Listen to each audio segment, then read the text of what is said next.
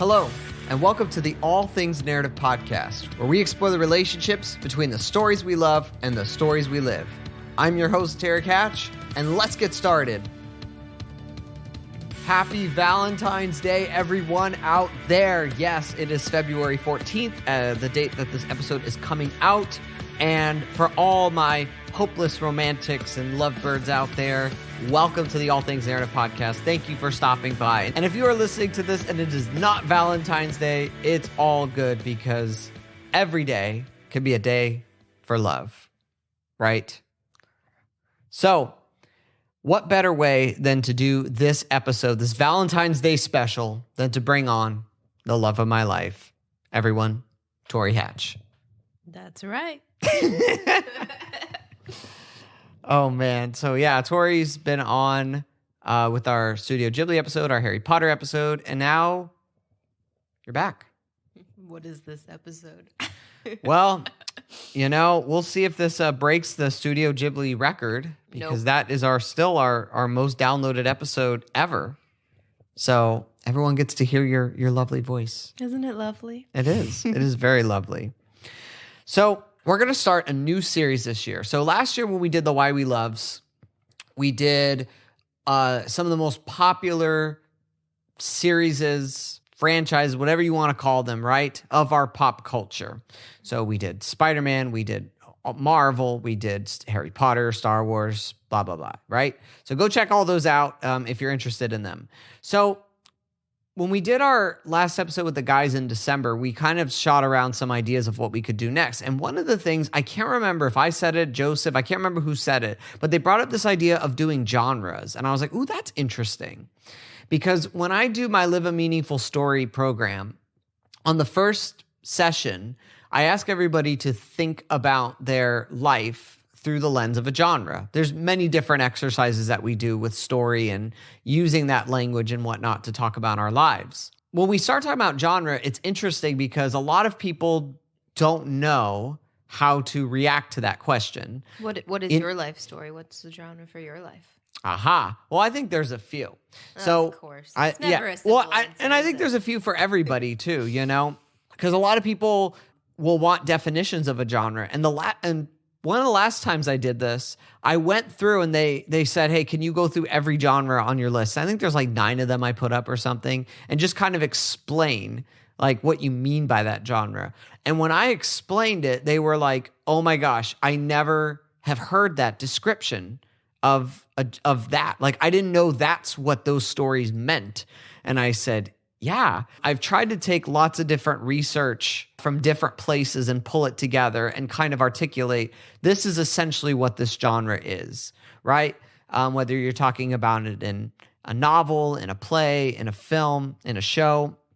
And so we're going to kind of go through these throughout the year. We'll probably do about 10 of them this year, and just kind of talk about like what the genre is, different examples, and then also how they connect to our lives. Because I think all of these genres can in some way connect to our stories, the stories that we find ourselves in.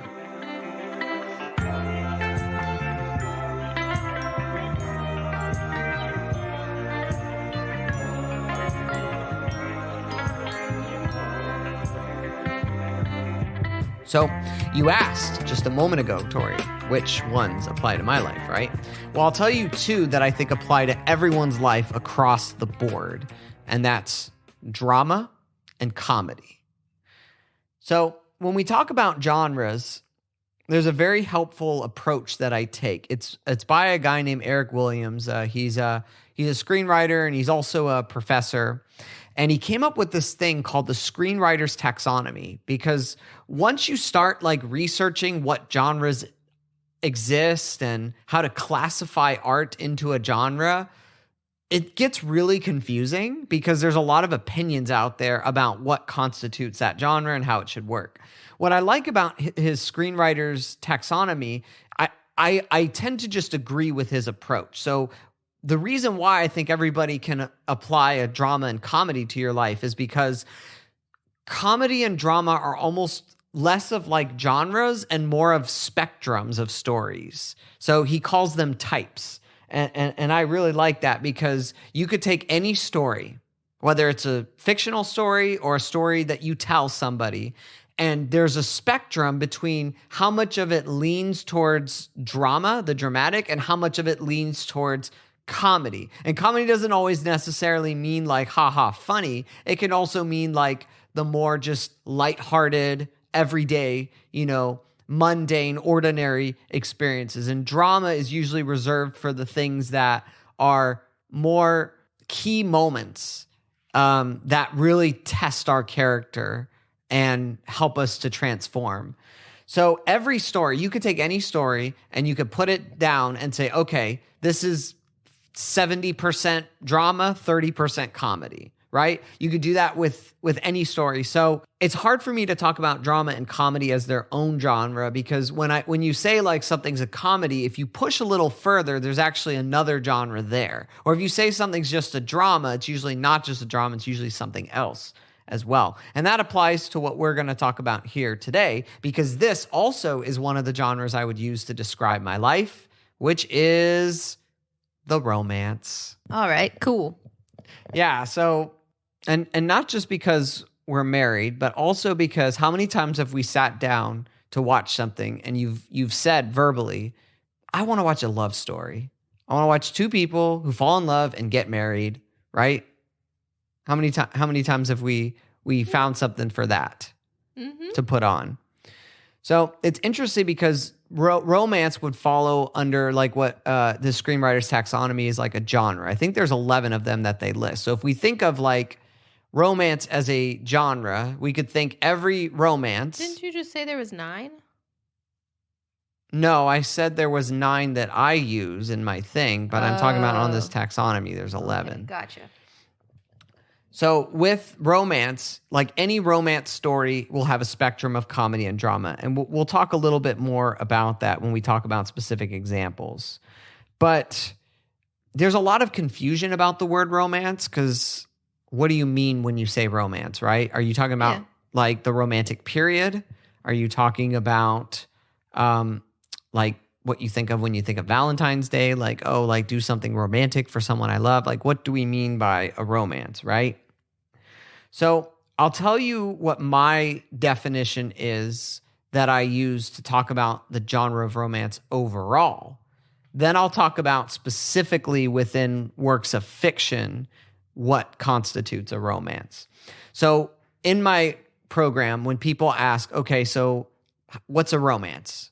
How would I view my life story through the lens of a romance, right? This is typically I say something along these lines.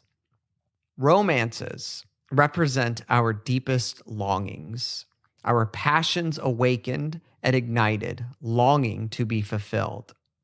A romance is that which we give all of ourselves to, that which we long to possess, but in reality possesses us. It's what you ultimately desire and what you pursue to your utmost fullest, that which you are ready to lay down your own life for. That sounds like something someone in the church would say about your relationship with God. Yeah, I think that's definitely one example that you can use of a romance, right? Because a romance, it has a lot to do with passion. It has a lot to do with emotion. It has a lot to do with what do you want so badly in life that you'll give anything for it, right? And there's typically a sense of longing that comes with that as well, like trying to attain, and sometimes that's maybe not the best way to put it. But yeah, so a romance is something that we can find ourselves in a lot of ways. And of course, the most common way we talk about it is with people, right? But talking about it with God, that's definitely another way you could talk about it as well, right? Whether you talk about God's relationship with us or us. The language that's used in there, it sounds a lot like, when someone, you would say like converts to Christianity, just because that's my background. I know that like they'll use a lot of those words of like, you give your life over type of thing. Yeah.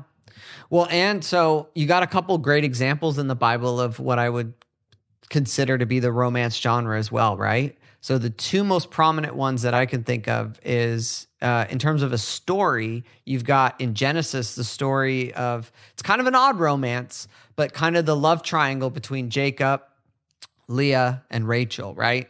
And it's a very odd story in the Bible because it almost plays like this is a story I would love to see adapted into like a contemporary version, because you got this guy who just, it's love at first sight with Rachel at the well, right? Right. And then he decides, okay, I'm going to work for 7 years. 7 years. Like, that's a ludicrous amount of time. 7 years to get to marry her, right? So he works for her father, and after 7 years gets married. But, and I know there's a lot of cultural stuff that can go over our heads with this, but basically Jacob's married off to the wrong sister. So at the last moment, the father switches out because the older sister hadn't gotten married, and that's custom. So Leah gets married off to Jacob, and it literally says in the text, it's like Jacob awoke and there was Leah, or like, surprise, it was Leah, right? So it's like something you'd see in like a romantic comedy nowadays. Yeah. I'm telling you, if you're listening, anyone out there in Hollywood, make a film with this. It's great material. So yeah, and then he goes to his now father-in-law and says, "Hey, you tricked me." And what the heck? Yeah, and he's like, "Haha, I had to marry her off first, but you can have Rachel as well if you work for another 7 years." So he's actually married to both sisters. Again, a lot of material there, right, that you could do. There's definitely some comedy in the story there, but there's also that level of drama and tragedy, right? Oh, for sure. I mean, look at all the names of the kids. Leah, what she because they have her kids. That's the first 4 kids. Yeah. Because Rachel is barren for a long time, and here's a great example of what you mentioned about like a human romance, but also what we call maybe a divine romance, right? It's clear that Jacob loves Rachel more. Like it's just evident obvious, in the story. But it's interesting because there's a note in the story that God saw Leah. Yeah. God, through these 4 children, particularly the last one, there was a sense of romance, I would even say, that Leah felt by God, because children were a sign of blessing, right? So of her being able to be given the gift of life of these kids that she could be all in for, and her understanding that God is doing this, that God sees her, that sees this situation that she's in. So that's one example of a romance from the Bible, right? And another one is it's an entire book. It's called the Song of Songs, which is basically like a greatest hits collection of Israel love poetry, stitched together into kind of a narrative of between the beloved and her lover, right? Yeah, so there's lots of ancient romantic material. You can't get far into romance without thinking of Shakespeare, right? Well, Western, yeah. Yeah. So I don't know. Any thoughts on that? No. Cool. Now, when we talk about like romance stories in general, there's a couple like qualifications to determine with a romance, because you'd agree that most stories have a relationship in it somewhere, right? Yes. Whether it's someone who's married, right, or someone who's dating. Still, or just stories in general? Well, just in stories in general. Yeah. Like most have relationships, and most even will have a romance of one person trying to pursue another, right? But this is what I've gathered really constitutes a romance. When you can call something primarily a romance, is that it must revolve around 2 people as they develop romantic love for each other and work to build a relationship. That you can look at, one of the ways that you can tell if something is a romance, if that's the genre, is the central conflict of the story centered on a relationship between 2 people. Now, there might be side conflicts or the B plot, right? But is the central problem, the central conflict of the narrative Trying about to get two people together. or even just two people who are together and trying to work that out, right? Like to strengthen the relation, or it doesn't matter. Could be any. Yeah, it could be any. It could be like boy meets girl, and the whole thing could be just them going on a date. Could be them going on dates and maybe getting engaged to getting married. It could be them being already married, and how do they keep that going, right? But is that the central focus? And is the climax, and again, the climax is the part of the story that really reveals, oh, wow, this is what this story really is, right? Is the climax really centered on that? Are the themes really centered on those relationships? And I take it's not always necessarily positive either. Like, right. I'm thinking of the one movie that I know you like, the 500 Days of Summer. Yeah, we'll talk about that one. That one is all about a relationship. But then at the climax, you could say it's the relationship not coming together, but falling apart. Right. And that's kind of how it ends. And that's still a romance. Again, that can lean more towards, because 500 Days of Summer is a tricky one. It starts off very comedic, and then it does get a little more dramatic as it goes on, right?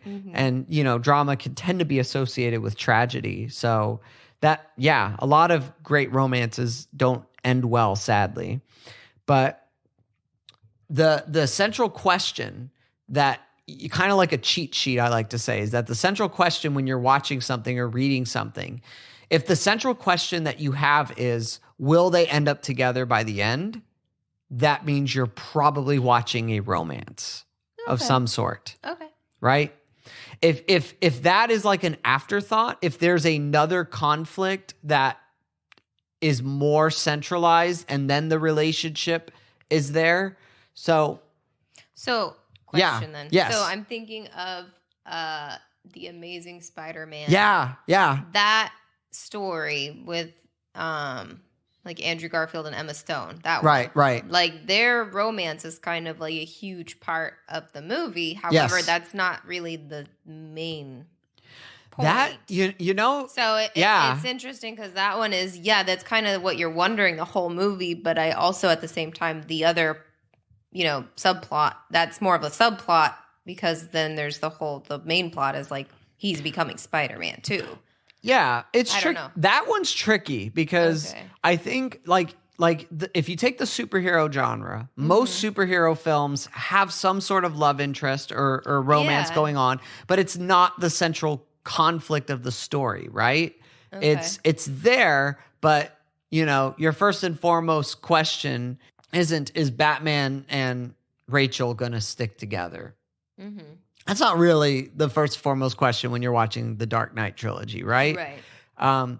The Spider-Man films are tricky. They're very tricky because they actually frame those, like the Sam Raimi films with Tobey Maguire and Kirsten Dunst. They frame those like they're romances. Like literally the first scene in Spider-Man 1 is, this is a story about a girl. Yeah. And it makes you think that that's the central thing of the story. But I would argue as the film goes on, I don't know if it is. I don't know if it's a romance at its core. I think the romantic element is very important. Well, I take it a story can have more than one genre. Yes, that's a great point to bring up as well. So it's more like it's talking about like what genre does the story most mainline? Yeah. Okay. So I think it's interesting because The Amazing Spider-Man 1, the romance is kind of sneaked in there as you're watching it. And the romance is very important, but I don't think I could say The Amazing Spider-Man 1 is a romance at its core. The Amazing Spider-Man 2 is a little trickier though. That one is very much the main story. I think the problem, as I've shared before, is there's just too much going on in that film. Yeah. But I do think that when I talk to people about that movie and when I think about myself watching that, the central thing I am asking is what's going to happen to them and are they going to make it, And I think besides maybe like Spider-Man 3, I don't know any other superhero movie where the relationship is the thing I'm most caught up in, you know? I can't really think of any. So it's tricky because that's a great example, right? Of You know, if you're a Blurring good, the lines. yeah, but if you're a good storyteller, and I'll list some good stories here in a moment. There's some good stories that will make it clear that yes, this is a romance. Now, there's also like with these genres, there's also what you can have is basically macro and micro genres, which is where you've got like the genre on top, and then you've got these other little smaller genres that can go paired with the big genre, so to speak.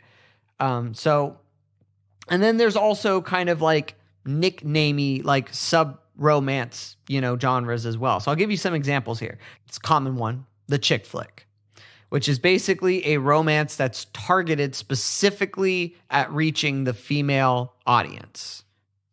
So The Notebook. That would be considered a chick flick. And that's not like something that's just like a nickname. So that's different from like a romantic comedy.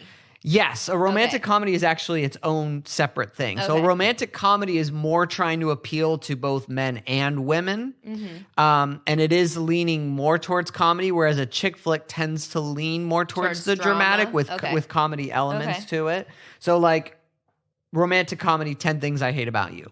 Mm-hmm. Like that's an example of a typical romantic comedy we might think of, right? Okay. So there's also the historical romance, which is where you take a romance and you set it against the backdrop of a specific period of time. So is that like Pride and Prejudice? Yeah. That's a novel adaptation, though. Yeah. Well, and Pride and Prejudice would also fall under and being like a romantic drama, right? Okay. I mean, I've only seen Pride and Prejudice once, so you'd probably know better than I do if it leans more towards the drama, right? Yeah. Oh, it's not a comedy. Yeah. So, I mean, there's some funny things. Yeah. But yeah, no, it doesn't lean heavily on the comedy Another side. example of like a historical romance would be like Titanic. Oh, because Titanic, although it's set in a specific history period of time, and yes, the conflict of will the Titanic sink and what will that look like, that is important. But honestly, the central conflict when you're watching it is what's going to happen between these two, right? That's really what's on your mind when you're watching Titanic. And the tragedy, as tragic as it is to see the ship go down and all the people, more really people cry tragic when Jack dies. Yeah, that's versus all the people on the boat. Right. That's when you know you're watching a romance, when you're more invested in these two people than you are in anything else going on in the background. So then what about Emo the Musical? That's like a musical comedy. So musicals, drama romance. Yeah, so musicals are interesting because some people will say like you can do a romantic musical, right? Yeah. And like High School Musical could be an example of that for a lot of people. Okay.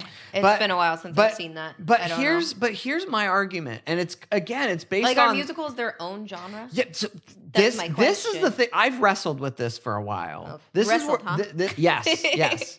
This is where I'm at right now. And again, this is Eric Williams' screenwriter taxonomy. This is why I agree with this approach, because I've always felt this, but a lot of people don't say this. What I'm about to say is not the mainstream view. Mm-hmm. Most people would say that musicals are a genre. Okay. I disagree. I think a musical is a medium. I was going to say, it's just an expression. It is a way of telling a story, right? That's what I would think. Just like animation is not a genre, animation is a medium. So when you give, the Oscar for Best Animated Film, you are recognizing that medium of storytelling. And I think musical, it's weird because right now, like in the awards, it's like it's best comedy or musical. Which makes no sense because at least half of musicals are not comedies. They're more on the dramatic side. Right. So like Sweeney Todd in the best musical / comedy category, it makes no sense. So I think a musical there's probably not enough musicals to come out every year to have its own category. Yeah, that's probably But honestly, I think musical is a way of telling a story. You could give me any musical and I'll tell you what genre I think it is. So like La La Land. La La Land, I think, is a romance. Romantic musical. Yes. Okay. Yes. It is. Or I would say it's a music. Yeah. You're right. And like West Side Story, that's a romance. West Side Story is a tricky one because I do think it's a romance, but I also think it falls under. So yes, so the main genre would be romance, but the kind of macro genre would be that it's a gangster flick. That actually is a Okay, because I was smaller wondering genre. if that's its own thing. Yeah. Okay. It's a smaller genre. That musical is a medium. Gangster flick. Now that's a gangster weird, flick, right? So like, did The Godfather create that genre? So no, gangsters films have been around for a long time, Okay. but The Godfather. Or I actually, know we're when did getting West way Side off Story track come here. out? I don't even know when that West came Side, out. that was in the 60s. Oh, and then didn't The Godfather come out later? Yeah, it came out in the 70s. Okay. But the gangster stuff's been around a long time. But Okay. Godfather would fall under. So there's another genre called the crime genre. Oh gosh. So yeah, There's so too many that's a genres. genre. So but then there's a macro genre called the family drama. So the What? Godfather is a crime family drama. Okay, what is a family drama? I don't think A Severed Horse in My Bed is a family film. A family drama just means there's conflict within the family, and that's the Okay. That's the central 'Cause I conflict of know the story. In like if you're scrolling through like a streaming service, there's normally family. Oh hits. no, yeah. And so that's what my mind went to because those No. are supposed to be ones that you can watch as a family. Yeah, no, I don't believe. Okay, Yeah. so that's not what family. See, this is why genre means. stuff gets confusing. This is why we're doing this man. this series here because it is very confusing. Because isn't that like how? Okay, so when you're on, is it Netflix or who? I don't know. Any one of those them, things, yeah. They don't divide it. They kind of divide it by genre, but then they write family movies.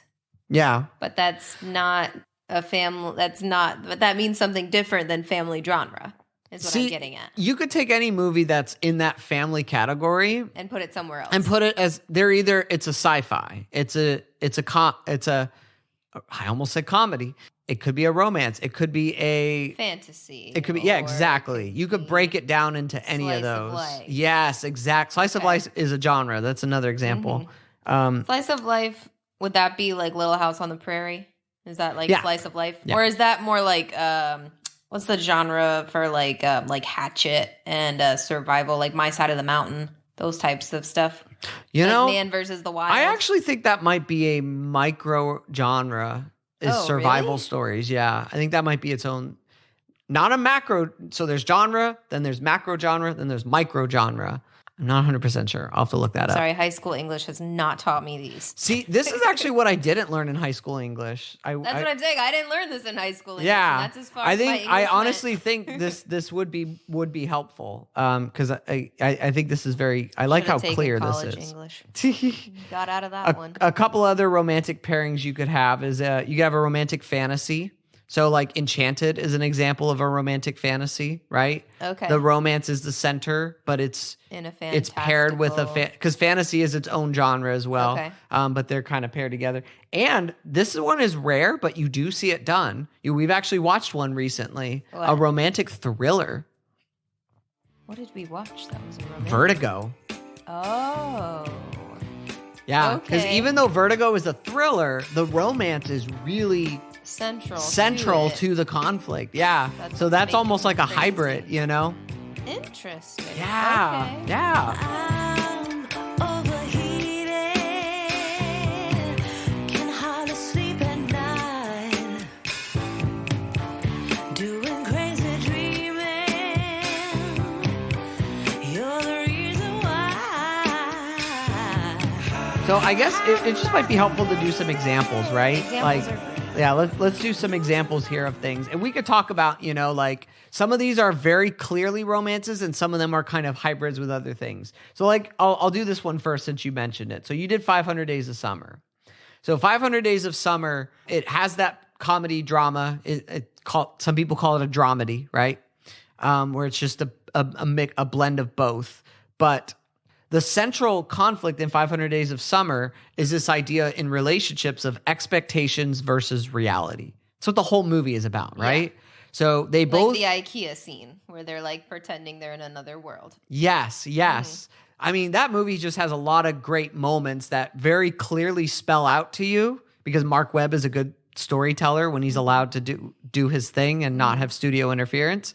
Mark Webb, for you guys that don't know, also made those amazing Spider-Man films. So like Mark Webb, romance is that's his genre. That's his thing. He likes to do. Yeah, Okay. he loves to make romance stories. Where they And so, well, and with it 500 Days of Summer, it's interesting because you have literally a scene where there's a line down the screen and the words expectations and reality are side by side with those panels, right? You have a moment where they break out in song, So you have this constant interplay of that dichotomy. And my favorite moment in that movie is, he works for a greeting card company, which is amazing. Right. Great setup there. But when he's there, right, gets up in the meeting because they're trying to make all these cards, and this is after the breakup that he has with Summer, and this is Joseph Gordon-Levitt's character, and he just says, this is all BS. Like, this isn't real. None of this is real.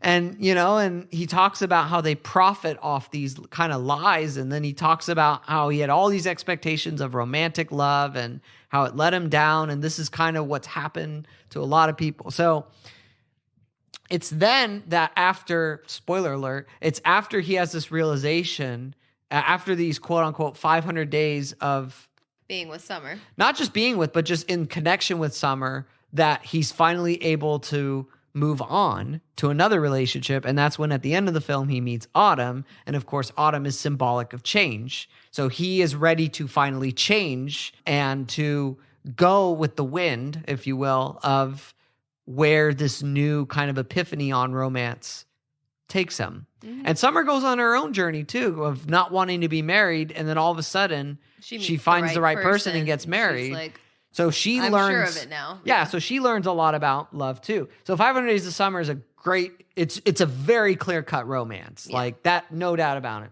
Another obvious one is Romeo and Juliet. So we watched Romeo and Juliet, the 90s one, the Baz Luhrmann, right? The one where it's in modern day. But that one just makes me smile. It does. If you haven't seen it, it's really great with Leonardo DiCaprio. Yeah. And I think, is it Clara Danes as Juliet, I think? Oh, I couldn't tell you. I don't know. From Stardust. So she's the girl from Stardust? Yeah, I'm pretty sure. Oh, she is. That just made sense in my head. Yeah. Oh. So Stardust is a romantic fantasy. Yeah. Oh, this is like a pop quiz. Yeah. Yay, I'm winning. Stardust is a good one because it is, on the surface, I would say Stardust is a fantasy. Yeah. But it almost uses the fantasy backdrop to tell this more romance story. Mm-hmm. Because what's the whole central conflict of there? It's he wants to get this thing to impress, what's her name again? The other girl. Yeah. I don't know. I don't remember her name. The blonde girl. I almost said Butterscotch. Olivia. But I'm thinking of something else. Something else. I don't remember. Buttercup. You're thinking of that other really good movie, The Princess Bride. Yeah. So The Princess Bride is a... Oh, wait, hold on. Oh, okay. We'll do Stardust real quick first. So so Stardust is... It is a central, because you're watching it and it's like a Western. No, Western's a whole different thing, dude. Isn't it though? It's like a journey and they're trying to get along the journey and people are chasing them and they have to go on these tiny little quests throughout the thing. That's more of an adventure. Adventure is a macro genre. Right. Western is literally its whole other animal to tackle. No, this is good. Stardust is really centrally the central conflict is I want to go and I want to get this thing. And then that thing happens to be a person. Right. Oops. Wants to bring the star back. But then, of course, as you're watching it, you're like, okay, what's going to happen with him and, the girl, which, again, I'm blanking on her name, too. But yeah, so Stardust, I would say, is a romance. It's a romance fantasy. I think it's, they're both genres, but I think that's a very... fine line. Balanced, yeah. Okay. It's 50-50 romance, 50-50 fantasy, right? I definitely think that's a good example of a balance. Princess Bride would be another one as well, right? Mm-hmm. Where you have again, what's the central conflict? Is he going to find Buttercup? Going to get Buttercup? Is Buttercup going to get married off to the terrible prince? Yeah. What's the main guy's name? Oh man, we're bad at these names. It's been a while since we've seen that movie. Is Humperdinck the bad guy? Humperdinck's the bad guy. Okay. Who's the good guy though? Hold on, I'm gonna get it. He says he's a pirate. What's his pirate name?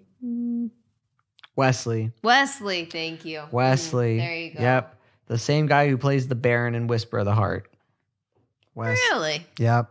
Interesting. Yeah, if you gotta listen to his voice. I'd have to rewatch because I can't remember last time I watched Princess Bride. Yeah, I think it was probably a couple of years ago. Oh, definitely. It's been a while.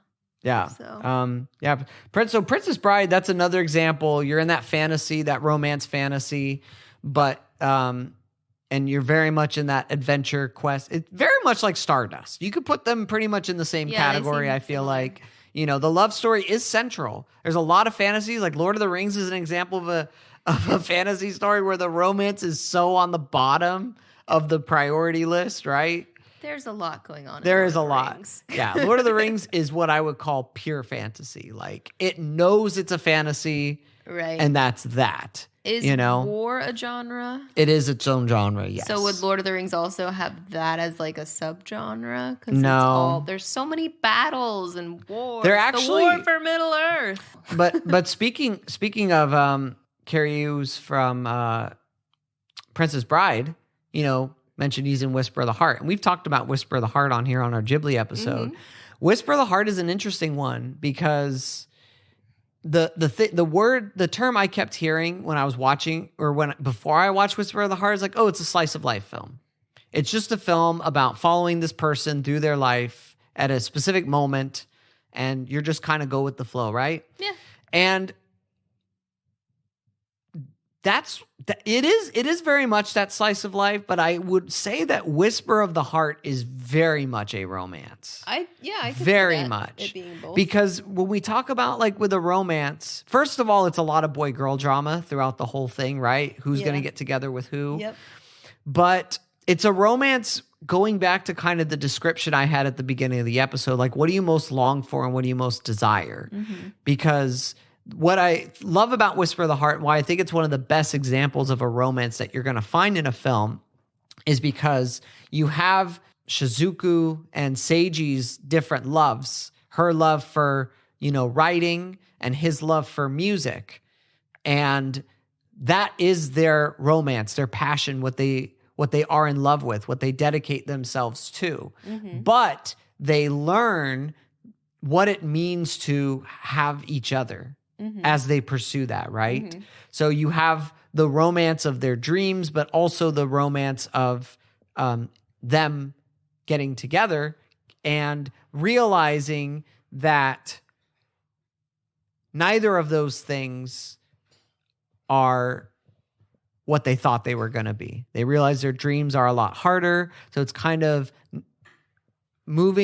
taking your romantic ideas of your dreams and maybe bringing them down to reality a bit more.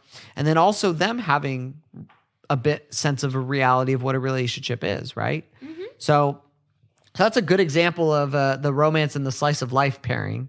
Because I think we might do slice of life at some point on here, because that is definitely a genre. There's a lot you could talk about, Well, I'm sure that's what many people, if you first think about your life as a story and you as a character, you probably just think, nothing too exciting. It's slice of life. Yep, exactly. And like The Office is a great slice of life.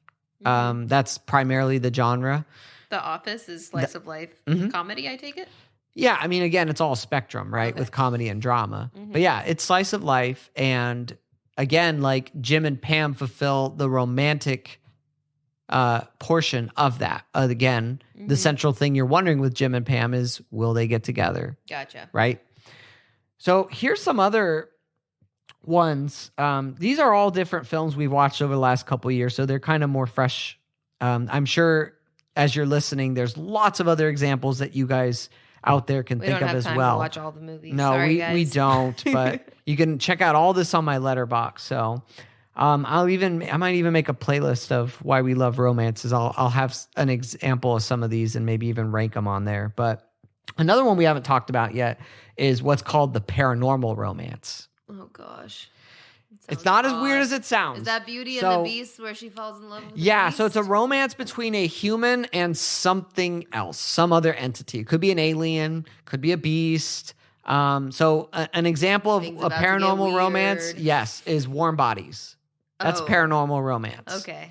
And so This is a great this is a great litmus test of how you can tell if something's a romance or not. So let's take two things that look very similar. So Warm Bodies and Zombieland. Those are two very popular, funny zombie movies. I know you think you've only seen that one once. Warm Bodies. What is the central question you're asking the whole time you're watching Warm Bodies? Will they be together? Will they be together, right? Exactly. And there is a background of a world that exists. And there is world building that it uses to tell you about this apocalypse, which apocalypse is a macro or micro genre. So it's down there somewhere. There's a lot of genres. Lot of them. I think there's like 50 macro genres. I think there's like 100 micro. Oh my god. 11 major, and then comedy drama as types on spectrum. So yeah. I don't have these all memorized, so but take those two films, right? So Warm Bodies, that's the central thing. Zombieland, there is a romance in there, but that's not the center of the story. The center of Zombieland is the apocalypse, the apocalyptic world that they live in, right? Because if you look at all the main characters, it's how is this world affecting each one of them? So like Woody Harrelson's character, where he's lost everything and he just gets mad all the time and has to shoot stuff because he can't handle the pressures of everything this world has taken from him, right? So it's like, and then you've got Wichita, who has her young sister, and it's all she has left, and it's like she's willing to do anything, even if it's compromising her moral standard in order to protect the last bit. So it's like that's something that's more about the world that it's in and whatnot, and the romance is not really central there. But that's essentially the other zombie movie that I'm thinking of is that one with Dane DeHaan. Oh, Life After Beth? Yeah. See, Life After Beth, I think, would actually primarily be I don't know. Because that doesn't feel like that's it almost, that one is weird. It feels very satirical. Like it's almost a satire of relationships when they should end. Yeah. And that, when you can't kill a relationship, quote unquote, right? Mm-hmm. So another example, you're going to love this. Okay. Here's another example of a paranormal romance. Okay. The Twilight series. Okay. All right. Yeah, because he's technically not human. Okay. Right. And so would this carry over to like romances where it's like extreme in class? So like you have like a super, super rich guy and like a super poverty stricken girl, and they seem like they're from different worlds. In terms of the paranormal romance? Yeah. No. That's a different type of class? That'd probably be its own thing. Yeah. Okay. But because the paranormal romance is usually very specifically about two entities that should not. Because that is what it sounds like. Yeah. That's almost. Even though they're both humans, but they're like from two completely different worlds, like maybe, or like where you have someone from one country and one culture meets someone from another country and another culture, and they come together. Like, is that considered? I think it's along the same lines, yeah. Now that I think about it. That's probably a subcategory. Yeah. Versus just straight Beauty and the Beast, where like the Beast. Yeah. The central thing of Twilight. Will Edward be with? Yeah, who is Bella Swan, the greatest name in fiction? Who is Bella Swan going to end up with? Twilight Sparkle Edward or Jacob? That's it. I'm just going to say Jacob. That's it. No extra. No extra, just Jacob. That's it. My goodness. Listen, Jacob gets the best line in the whole saga. What is that? New Moon. What does he when they're at the movie theater date, which is peak cinema right there. Oh. He walks out and says, What a marshmallow. Yes.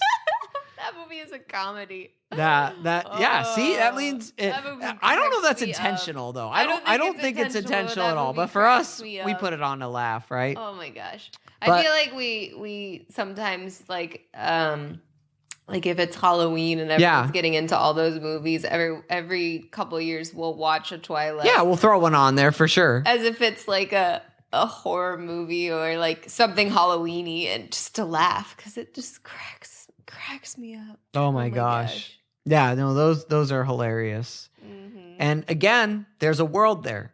There's all this world, there's this tension about vampires and werewolves and the war between them and all these other side characters. Aspect. Really, at the end of the day, you don't care. The central thing you care about is the fact that Jacob You know what I'm about to say, don't you? What? What are you gonna say? That Jacob. Will he ever love someone other than Bella? Well, Could he love someone other than Bella? he could just imprint on great, Bella's he'll daughter. love her daughter. so. Oh, that's I gotta admit, I it's hard to surprise me in a story. That surprised me. I was not expecting that at all. Oh, there you go. Another thing that you can do with romances is you can go into the more kind of sci-fi-y territory. So sci-fi is a genre, and you can kind of do like, there's something called magical realism where you introduce like a little bit of magic in a real world setting, like a little bit of something that's unbelievable. So that's a lot of chick flicks, I think. Yeah. Like Cinderella story, or like things like those types It's of usually ones. where you just have one What very about all small the Disney thing. princess movies? Is that what you're talking about? Like, well, so Princess and the Frog. Clearly, there's some magic going so on. let's save the princess movies for. Is that its own genre? No. Okay. Let me Can't take bring more this up real quick first, and then we can talk about because the Disney princess ones are very strange to talk about in terms of tales. romances. Yes, but I'll tell you why in a moment. I think they're romances, but I think it's a little different than a lot of these other examples. So like what I'm thinking more of is like Midnight in Paris. Mm-hmm. You have Owen Wilson's character who can go back to another period of time, right? And that's an example of, and by the way, Midnight in Paris is a great film. And it's about, romanticizing the past. Mm-hmm. So it is a romance. And yes, there are relationships that are central, but it is ultimately, will Owen Wilson be able to let go? Will he let go of his romanticizing of the past and learn to live in the moment? Or will he surrender himself to that ideal romanticized past of the 1920s France and be consumed by it? Right? Okay. There you go. Right? So that's an interesting romance. You can use relationships to talk about ideas in this kind of magical realism way. So two other examples, and then I'll mention the Disney stuff because Disney will fall along these lines as well. Remember About Time? The one with the woman who's Rachel McAdams, who's in all the yes, and I think she's American. She falls in love with an English guy, and he can go backwards in time. Yes. Okay, The one where in their family they can go through time, right? Yes, And okay. he can go and change things. Yes, And but he can't. I'm trying to remember. He can't the go story. forward at all. He can only go back. He can only go back. And That's what it is. Yeah, Okay. yeah. He can only go back. So- And if he goes back, it can change things in the future that he wanted to keep but couldn't keep. Right. So he just keeps going back until he decides he doesn't want to go back anymore. Yeah. So that's an example where like that's a film where it's really about, again, a romanticized vision of what kind of life he wants to have and realizing how to have an authentic life with this person. So time travel, which is again its own macro, micro, one of those genres. So I know it's becoming a joke now, right?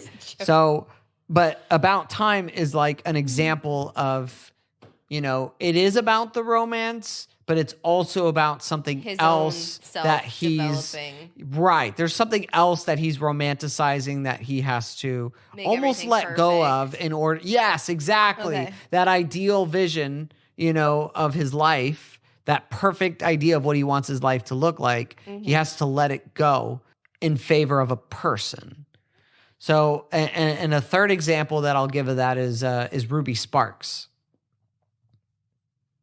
Okay. So you have Calvin, Paul Dano's character, who has He's a the one hard who time. writes the writer, story. yep. Okay, and then the girl he can't appears, do the one he relationships. writes. Yep. So he Okay, brings I this remember. girl to life. Zoe We've Saldana's watched a lot of character. movies over the years, We had haven't we? yeah.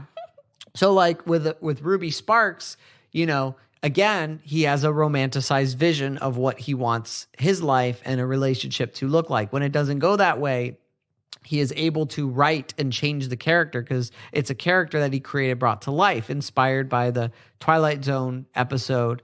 When he does that, and eventually you get to that very horrific scene where he is just typing and writing and she's doing whatever, right? You have there. Everybody's crying. Right. Then you have again, is he going to let go of that romanticized vision in favor of a person? Right? So if About Time, Midnight in Paris, and Ruby Sparks, if these movies are about primarily guys, I guess, that have a romanticized vision of their life that they have to let go of so that they can have an authentic romance with a person, I think the Disney princesses are the opposite to that in a way.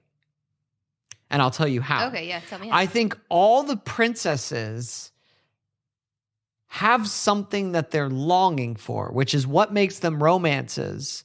But I think the person, the prince, is key in helping them realize that, in making that reality.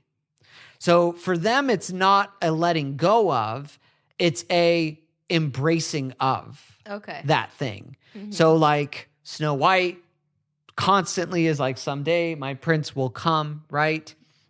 And, you know, she's resilient. She's been through a lot with her, you know, with the queen, her stepmother. Yeah. And you could say this with Cinderella as well. Mm-hmm. You know, Cinderella wants to live in a world where her kindness is appreciated. Mm-hmm. And so with Snow White and Cinderella, the prince brings them into this vision where their kindness and their resilience, when these things can be fully appreciated, right? Yeah. Sleeping Beauty similar to that as well, because she's got this dream, right? But she's of course cut off from everything. Yeah. And by being with the prince brings opens a her whole new world. Yes, it opens a world where like dreams can become Aladdin. possible. Aladdin is a reversal of that in the sense that Aladdin is the one who's cut off. The boy is the one cut off, and the girl is the one who has everything that he wants. But the girl also is cut off in a different way. Right. So it's about them realizing, recognizing, you know, that which they most long for and finding in themselves, in each other, that, right? Yeah. But again, they are both keys. There's not really, Aladdin maybe is an exception in the sense that there is kind of certain things that each of those characters has to let go of, especially Aladdin. But for the most part, they are the keys to embracing their vision of what they want in life. It's like the soulmate perfect fit type of story. Right, right. So one that you get a really clear example of this is Ariel in The Little Mermaid. Because when you, we got to see the play, like the Little Mermaid play. And I think I really felt this even more watching the play, which it's based off the movie, but there's just a little more scenes and songs in there. And I think I felt it a little more when I watched the play, is that Ariel romanticizes and longs for life on land. And Prince Eric romanticizes the sea and longs for that kind of way of life, right? So Ariel changes to be with somebody, but she also sacrifices something in the process. So, you know, when you're in a romantic relationship, there are things that are going to change about you, right? So like Ariel changes from one type of creature to another. But is that also that para something magical realism? No, where it's like zombies. Oh yeah, yeah, I guess it kind of is, isn't it? Except, you know, she changes into a human. Yeah. But she's still a man. Yeah. I guess that isn't an example of that. That's interesting. But yeah, you have with them, with Ariel and Eric, you know, I don't think Ariel, it's going to sound harsh, I don't think Ariel really loves Eric. I think she loves the idea of Eric. And I think what she loves is the land and the humans and that way of life. Eric is the full embodiment of that. Yes, I agree. And that's what she loves. And so again, Eric is how that vision is realized. Now, I do think Ariel does learn to love Eric, but I don't think that's primarily Yeah. what she loves at first. Like when Well, you she's think about the date that they go on where he takes her around the kingdom. She's way more interested in all the things in the kingdom than him. than him. Yep, absolutely, absolutely. So yeah, that's Little Mermaid's an interesting example to talk about with that though. But yeah, I think all these, obviously they're fairy tales. I mean, they're not. But again, real? fairy tale. I don't know if I would. Soul crushing over here. But again, is fairy tale a genre or is it a medium? I don't know. I'm still learning all that. But I would definitely say that these are romances. But in a lot of these romances, like in a lot of these Disney princess films, the prince is incredibly underdeveloped. What? Yeah, like there's really not much there to the romance is thin. It's a very thin romance. But again, if you look at it at like, it's not the person, it's more of romanticizing an idea and a person helping to fulfill that, which we could talk about the morals and ethics if that's good or not, but that's those stories. If you want to know what those stories are trying to say. Mm-hmm. Another one that we haven't talked about too much is what I would call maybe feel-good romances. Mm-hmm. These are the ones that you watch and you watch it because it's going to make you feel good. Like there's going to be some Like bumps in the romantic road. comedies. Yeah. So they're the ones that are pure romantic comedies. So like we watched that movie, the Zac Efron one, 17 Again, right? Oh, yeah. That's a feel-good one. Yeah, that's a feel-good, like, okay, cool. Like there's a little bit of magical realism in the premise there. You watch that because, it makes you feel good. Makes you laugh. Yeah. We watched this recently and I'm just like, I've seen it several times, but I was like, man, this holds up so well. Was My Big Fat Greek Wedding. Oh, yeah. That movie's great. Oh I my love that gosh. one. That one cracks me I up. just gotta say, like, my MVP is Gus. Because what I like about My Big Fat Greek Wedding is how romances are not just a test for the couple. The couple themselves are okay. Like they're not the most interesting part of the film. They're though. not the most It's interesting the part of the families, film. right? It's the family. But it's interesting because the family couple test. the couple is almost the straight. They're like the straight ones. Mm-hmm. They're the ones that are identifiable, easy to and it's the family where a lot of the drama comes in. Yeah. So you use that, they don't actually have a lot of direct conflict. They tend to get along pretty well Yeah, the most of couple the gets time. along with each other very It's- well. it's the family. That you see the drama. Yep. coming into Yep. play. It's being a vegetarian and them making lamb anyways, It's okay. right? I make lamb. Right? Or oh my gosh, even in my letterbox, I just write down all the funny things Oh, like so many a good toast family. The toast family. Mm. Every root of No every butter, word being no Greek. jelly. Just dry. Woman is the neck. Oh my gosh, there's just There's a so lot of many. great comedy that holds up in that That's a one. great one. Mm-hmm. Yeah, that's a good one. If you watch enough romantic comedies, they're not all going to be for everybody, right? Mm-hmm. I had noticed for the longest time, okay, like what is one of the most like defining romantic comedies out there? Yeah. 4 Weddings and a Funeral. Oh yeah, we watched that one because it was on like everybody's top 10 list. Top So we're 10, like, yeah. well, we should watch it. We Yep. hated it. Yeah. I hated. Oh, that movie was I did not like it awful. either. I was like, this is just garbage. Yeah. And I think what was hard for me with that is I think romance to me is something that is a lot of passion. Mm-hmm. And when I watch a romance, I want to feel passion for the characters. No, but I I hated don't the want to characters. despise the I'm characters. like, I don't like either one of you. You Right? both suck. Yeah, and it's like let's take 2 unlikable characters, Mhm. keep putting them in and out together, Mhm. and then just say, well, they belong together, but they're not willing to commit to each other, And they're not you willing know? to change anything. They're not willing to change. They're like, I'm just gonna Just be who crappy I am people and to be each crappy other. to each other, crappy Yeah. to everyone, and haha, you Ah. better love it. It's like we watched that and High Fidelity, like right by each other, and was both High of Fidelity? those. What was that That's the record guy. We didn't even finish that We one. didn't even make it through that one. We didn't even finish. Oh We're yeah, like, it's "Oh." terrible. That was another one where I hated the main character. I'm sorry, but if I hate the main character, I can't watch this movie. Yeah. Like, you are just annoying and grumpy, and I don't like you. Yeah. Other examples that we could give of this. So when you see romances, some will do this more comedically, some will do it more dramatically. But you have romances also that are about testing. They're about testing. Like the primarily the goal of the story is to test two people. Test your character? To test character and relationship through a very challenging Character circumstance. as in like your morals? So like, Not yeah. like person character, like that, like your Yeah, own all of character. it. All of it. So like, for example, remember that movie we watched, The Big Sick? Yes. Mm-hmm. Right?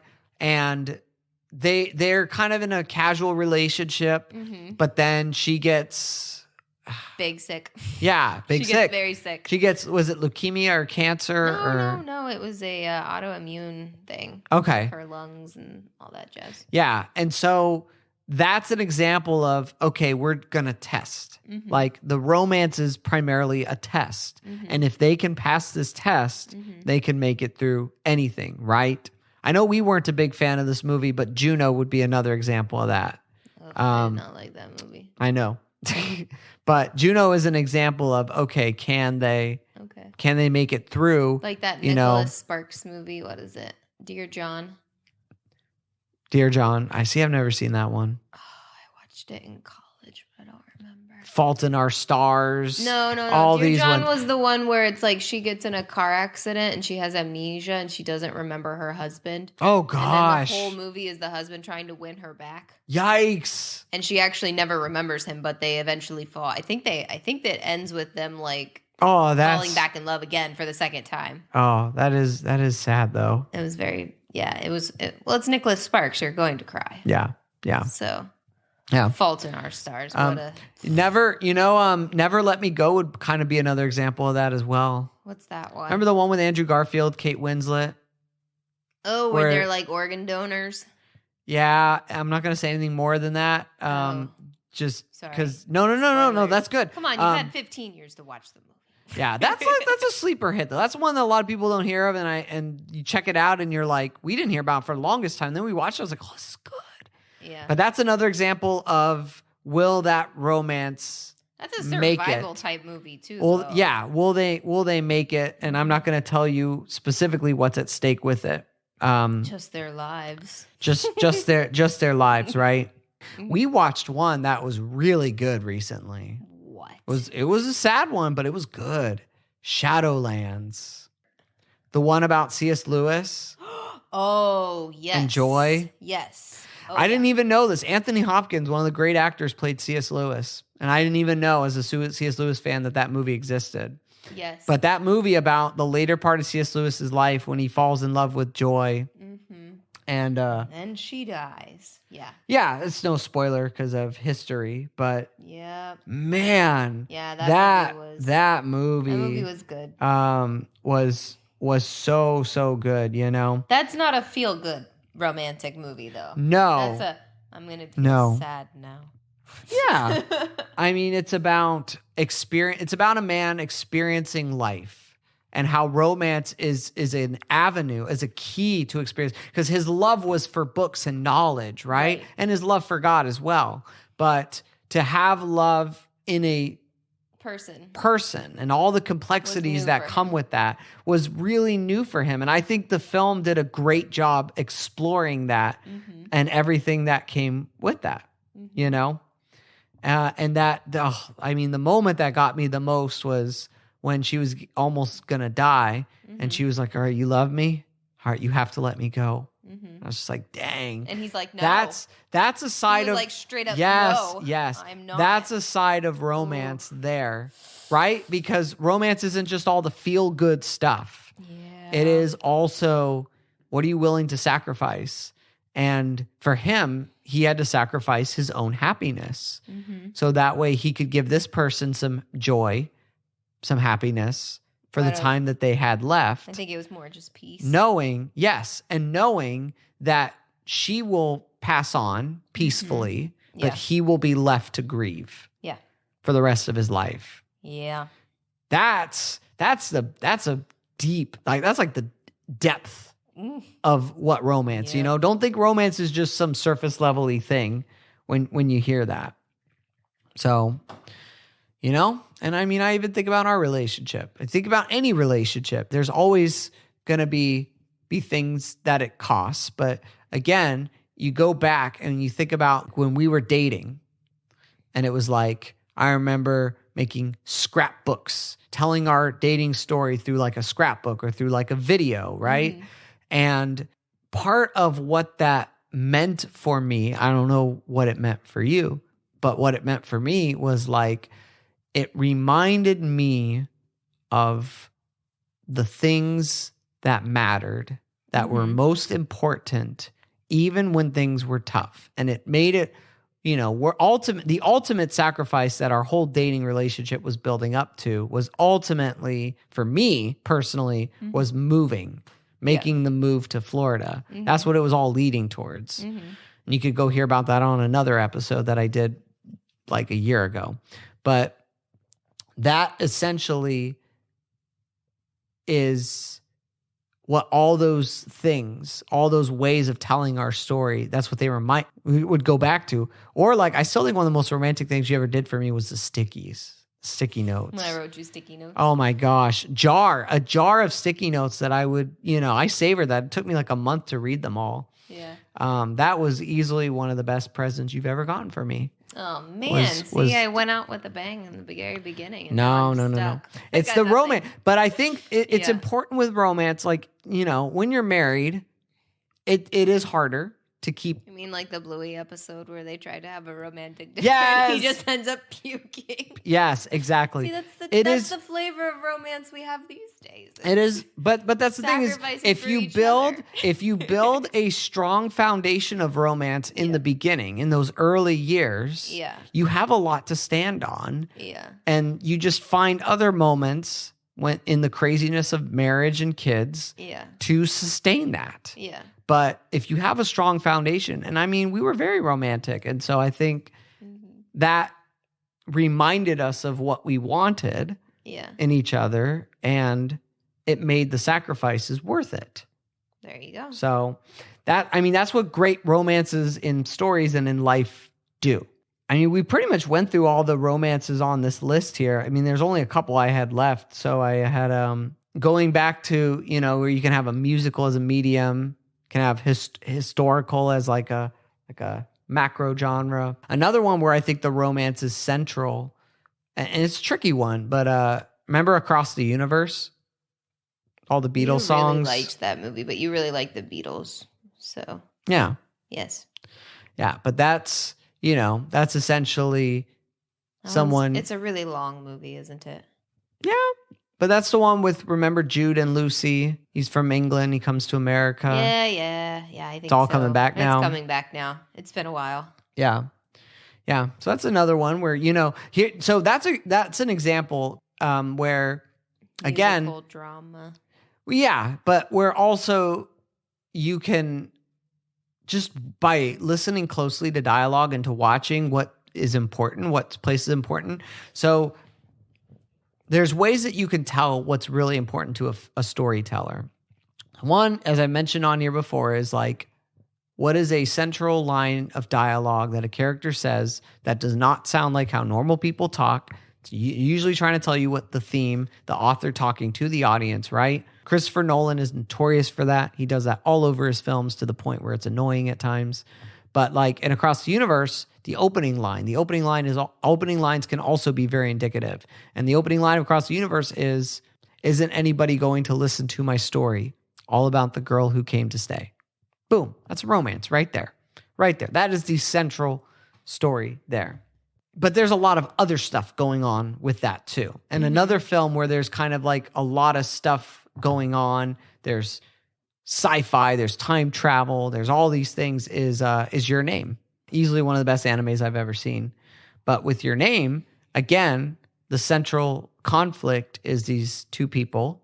Yes, that's a romance. With Your Name, you've got that sense of longing that they have for each other, despite all the things that are separating them. So, well, and I think it's maybe not like a romantic relationship at first, but it's a building a relationship with someone, even if romance isn't the intention initially. Absolutely. It grows with time. Yeah. But Which I think is a lot of people's love stories. It might not, seems like most people's love stories aren't love at first sight, but over time. Yeah. And I think romance, the temptation that we're always going to have with the romance genre is comparison. What? Probably more so than any other genre on this list. Romance is where we most tend to Play the comparison game. yes, with our Because lives. I try not to play the comparison game with a tragedy. Yes. I don't want to have a tragedy. But it's amazing because even though like Romeo and Juliet's a tragedy, so many people are still like, but I want what they have. I want Romeo. I want that, I right? want to die for somebody. Or think of all the people our age when Twilight came out and they were like, I just want my Edward. I just want Edward. I would die. Yeah. I would give die up for my him. Literally, Bella dies for him. soul. Yeah. Yeah. That is the danger of the romance genre. If we're not careful, as we always need to make sure that we are, again, 500 Days of Summer, expectations versus reality, keeping that in our minds and realizing that It's a movie. yeah, It's a story, and, you know? and it's a story that no story ever is the full picture of everything. Something I like to say, right? So like when we did the Disney episode and Nick and I on that episode, and Nick was talking about, I was giving the criticism of how like a Disney film, like Disney princess film, can give us false expectations of what to expect in a relationship. And he said like, well, isn't it also an aspirational like Right. relationship of like, don't we want to have that kind of, love and Don't you connection? want to become a princess and become Yeah. good So- and kind? Yeah. And all the good things that the Exactly. princess embodies. So Yeah. so it's like a both and, with a lot of this stuff is like you look at a story and there's probably a piece of that story that will connect with you.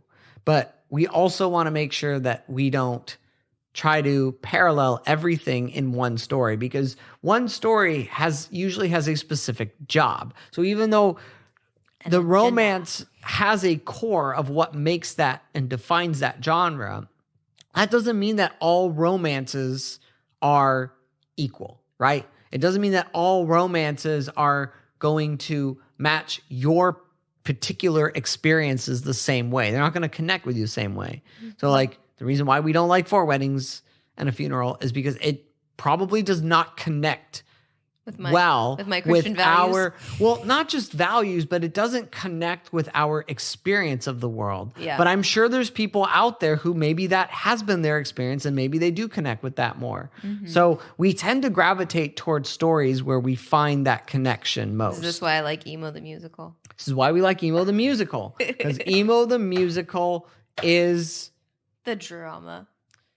It is so many things. That almost needs its own episode one day because oh my gosh. Emo the Musical that's a tough one to classify as a romance. I don't know if I could classify that That is purely a as total romance. I know, but my central thing is not, is he going to end up with her? That's not my first Is and he going to foremost. grow up? Is she going to grow up? It's Is that it? Coming of age? yeah, I feel like it's primarily that more so. Nah, it's romance. I know. It's I know. romance. It's okay. It's great. We'll take A it lot as of people a would probably romance. be offended by it, but that's why it's also a satire and comedy. Yeah, Emo You're the Musical supposed to is be offended by it. okay, there you go, satire. I would say primarily that's what Emo the Musical It's is satire. at its best. And I watch it not for the romance. I watch it For the satire. for the satire. Because it makes me that's why I'm there. Romance is great, but I'm there for the satire Yes. all around. So probably a good place to wrap it up, right? Yes. I'll end with some parting words from Mr. Shakespeare himself. Romeo and Juliet. If you've never read Romeo and Juliet, just go. Just go read it, please. Like, it's so good. If you dozed off in freshman English and missed this, but this quote here, I think really epitomizes the romance genre, that devotion there. And it's when Juliet says, "O Romeo, Romeo, wherefore art thou Romeo? Deny thy father and refuse thy name, or if thou wilt, be but sworn my love, and I'll no longer be a Capulet." So you have that intense devotion to where you are willing to let go Of your past. of And family. yes, you're willing to let go, because that is ultimately, I think a reoccurring theme when you see a romance is that something has to die.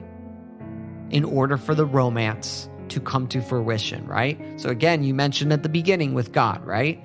So in order, for a relationship with God, according to like Christianity, there's this reality that both God and humans experience some sort of death in order to come together, right? When you get married, you experience a symbolic sort of death where you leave your father and mother, you leave that way of life where you were, living with your family, living on your own, living wherever, death of bachelor. There you go, Brandon Urie. And you have to, in letting that go, you get to embrace something new. You get to experience something. I like to say that when you say I do at the altar, you are saying I don't to every other possibility. That is the romance right there. So in conclusion, why do we love romances? Perhaps because romances reignite the sparks of passion in us for life, for meaning, for love. And that's where I'm going to end it. Cool. Any final thoughts on why we love romances? No, that's cool. Cool. Awesome. So if there is a particular romance that you want me to dive into more to analyze, feel free to check out Patreon, and I'd be more than happy to do that for the $50 a month tier. Check out all the other tiers as well if you want to support the show. Just would be just super awesome, and I'm just super thankful for that. And if you want to learn more about these genres, just stay tuned with All Things Narrative because we'll talk more about them. I know the guys want to come on and they have some specific ones we want to do throughout this year. So yeah, but this is kind of where we're going to kickstart it, right? So why we love romances. And, it's nighttime. It's time for us. Maybe we'll go watch a romance, right? We'll go throw on that 70s show. There's a romance, right? So we didn't even really get into television shows that are romances. We don't have time for television. Or the soaps. Too many. We didn't talk about the soaps, the soap operas, all those different things that if you keep up with those, man, more power to you. But more time on your hands. More time on your hands, right? Yeah. But yeah, so that's going to do it. Thank you, Tori, for being here, hanging out, chatting about the romances. And feel free to check out allthingsnarrative.com. Connect with us on social media. And this is your friendly narrative practitioner wishing you a happy Valentine's Day. And until next time, Goodbye.